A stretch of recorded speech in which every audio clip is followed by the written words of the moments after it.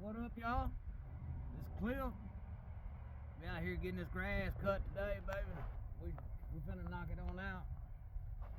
But man, I want to speak. Hey, talking about man cutting grass, man. This weather is nice, man. I'm out here in a wife beater, and it's just perfect for real, man. Got a breeze blowing and stuff. It's supposed to get up in the 80s. It's gonna be nice. But man, you know, I usually just talk about my prison experience and stuff, but I'm like y'all, I watch YouTube too, you know, like I love watching YouTube videos, and so man, I got a weird habit. I go to bed early and I get up early. When I say early, I mean early. Like I get up 3 o'clock in the morning, 3:30, you know, I'm in there drinking coffee and stuff. So I watch YouTube videos a lot, and so I noticed a couple years ago I seen, you know, this video of this family up in West Virginia called the Whitaker family, and they were basically they're inbred people who've been living up in the Appalachian Mountains for hundreds of years, and you know, and then some city guy from probably New York or so, I can't remember where he's from, he decides that he's gonna go up there and try to do a documentary. And when he gets there, these people can't even talk. Like, seriously, the guy Timmy couldn't talk for a long time. He could just make noises.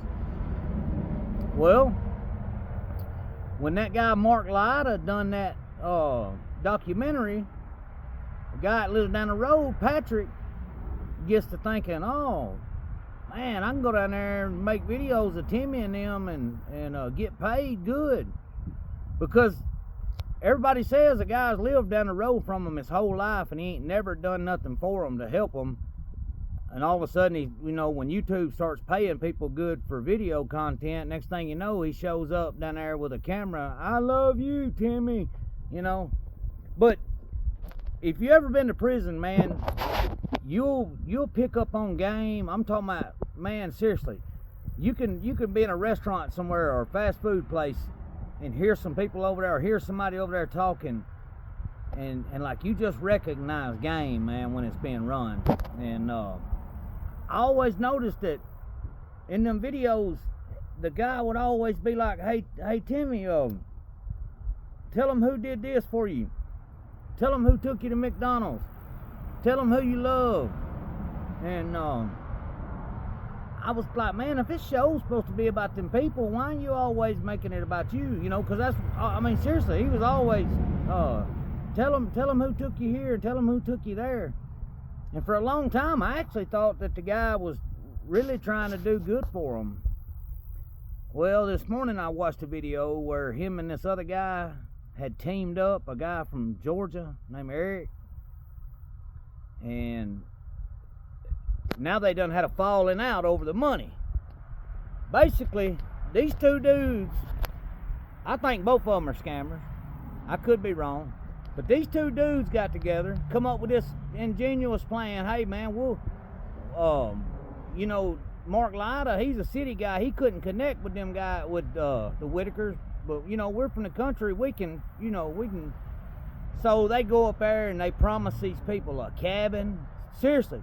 They promised them, told them they got a trust setting up, and that they gonna build them a cabin looking out over the thing, and that they ain't gonna have to sleep in their no heat and stuff no more. And so they tell them all that. Well, then the dudes have a falling out over the money, and you can see in them text messages, and one of them went ahead and got ahead of the curve and jumped out, and that dude Eric, and he put it on that guy Patrick, which I think it's both of them. I think the dude Eric's just a little bit smarter and let me get out and get ahead of this and put it on him. But I'll tell you something that caught my eye, talking about how you recognize game. This dude Eric was talking about how much he cared for these people, and how much he really wanted them to get that house, and he had it set up, but the other guy was jacking the money and messed it up, you know, and then he would turn around in the next sentence and say, yeah, and you know, I had to get my expenses, and basically what he was doing when he would leave his home in Georgia to go to West Virginia and film these people, if he stopped an hour out of his house and at a McDonald's and got a hamburger combo and a coffee, he told them to give him a receipt, and he saved that. And then when the Whitakers got their YouTube money, guess what happened? They took their money right off their expenses, right off the top.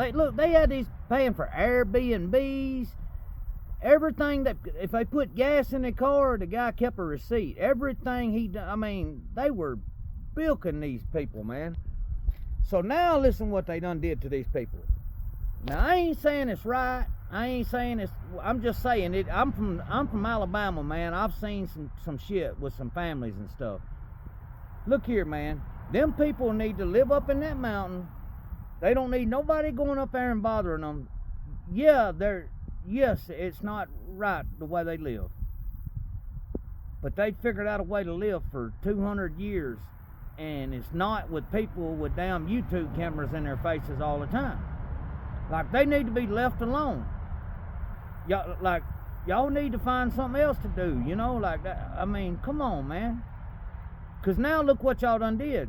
Yesterday, now this family ain't never been separated. Never. I bet you they've never spent a night away from each other. Seriously. 46-year-old dude, Timmy, still sleeps in the bed. Never slept a night his whole life that he wasn't in the bed with his mama, who's about 60 or 70. Now, guess what? The dude, Eric, went and called the daggum CPS, DHR, whatever they got in West Virginia, and got 3 of them took away from the family and locked up in a damn mental home. Man, can you imagine what that? First of all, them people are scared to death, man. They can't even talk, man. I mean, 1 or 2 of them can, but half of them can't even talk. They just make noises. And now y'all done come and made a big old deal with cops and everything, state troopers, and removed these people and put them in a state-run home, man. Y'all know what happens in them state homes. People don't get, man, they get treated. Listen, what West Virginia needs to do today is take them people back up in them mountains and let their ass out and tell them, y'all have a good day. They'll make it. They've been making it for all these years without y'all. I mean, what makes you think they're gonna need y'all now? But really, it's on them 2 dudes, man. I think them dudes, they milked it for what they could, sold them folks a dream, and then when it fell out, you know, now look what happened. They done got the whole family separated, you know. And you don't just go down there tomorrow and say, you know what, listen, they're all retarded, it's a mistake, let me just get them and take them back home and everything will be okay. No, that ain't how it works. You got to go through months and months of red tape, paperwork, all kind of stuff, man. Like, so I don't know. I mean, y'all may have a different opinion on it. I don't know. I just think that them 2 dudes, man, I just think they were scammers. I mean, like they said, that one guy, Patrick, lived down the road from that Timmy and them his whole life. Ain't never went down there and done nothing for them. And then all of a sudden, when the YouTube cameras show up, you know, he taking him fishing and jet skiing and Hardee's and, you know, doing meet and greets where you call in and you got to pay, you got to make a donation to talk to Timmy live. And Timmy can't even talk.